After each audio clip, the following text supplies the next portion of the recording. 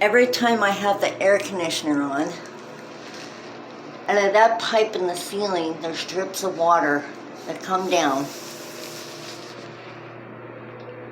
And it's rusty water.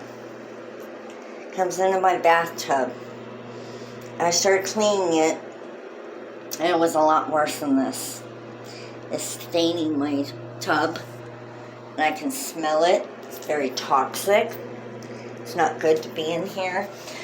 I want to take a shower, but now I can't. There's something has to do with the air conditioner and the ceiling.